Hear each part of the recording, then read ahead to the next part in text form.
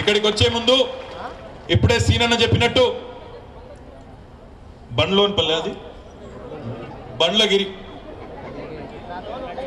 దొడ్లోన్పల్లి బండ్లగిరి రెండు ప్రదేశాలకు పోయి ఒక దగ్గర 20 కోట్ల రూపాయలతో మన నగరంలో చేపట్టబోతున్న రోడ్లకు సంబంధించిన శంకుస్థాపన, ఇంకో దగ్గర మహబూబ్ నగర్ పట్టణంలో ఏదైతే మీరు 14 రోజులకు ఒకసారి మంచినీళ్ళు గతంలో తాగేదో ప్రస్తుతం మన శాసనసభ్యులు, మన మున్సిపల్ చైర్మన్ గారు, మున్సిపల్ సిబ్బంది యొక్క కృషితో ఏదైతే రోజు తప్పించి రోజు నీళ్ళు వస్తూ ఉన్నాయో అట్లా కాకుండా ఇంటింటికి నల్లా పెట్టి వచ్చే ఎండాకాలం వరకు మీ ఇంటిలోనే ప్రతిరోజు నీళ్ళు ఇచ్చే 164 కోట్ల కార్యక్రమానికి అక్కడ శంకుస్థాపన చేసి ఇక్కడికి వస్తున్నాం.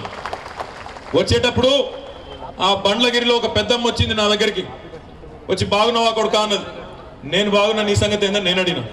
నేను మంచిగానే ఉన్నా, ఆ జెడ్పీ దగ్గరికి పోతున్నావట, పెద్ద మీటింగ్ ఉందట, మా అక్క చెల్లెళ్ళు చాలా మంది ఉన్నారు, ఒక ముచ్చట చెప్పు అన్నది. ఏంటిది అన్న? నేను చెప్తా ఇను అన్నది. ఏంటిదని అడిగితే ఆమె చెప్పింది, తప్పకుండా మీకు చెప్పమని చెప్పింది. ఇదివరకు ఆమె కోడలి పిల్ల ఆమె ఇంట్లో కొద్దిగా ముక్కిరిసినట్టుండేనట, కానీ నిన్నయాల రోజు అడుగుతుందంట తెల్లారు లేవంగానే, అత్తమ్మా చాయ్ తాగినవా, అత్తమ్మా గోళీలు వేసుకున్నావా, అత్తమ్మా అన్నం తిన్నావా అని చెప్పి 1కి 2 సార్లు బాగా మర్యాద చేస్తుంది బిడ్డ. ఇదంతా నా పెద్ద కొడుకు కేసీఆర్ పుణ్యం, నాకు ఇస్తున్న ఆసరా పెన్షన్ పుణ్యం అని చెప్పి ఇక్కడున్న అక్కలకు చెల్లెలకు చెప్పమన్నది. ఇక్కడ కోడళ్ళు దయచేసి నన్ను ఏం అనుకోవద్దు, మీరు మంచోళ్ళే, నేను కాదంటే లేదు, ఆమె చెప్పమన్నది చెప్తున్నా, నా తప్పు కాదు.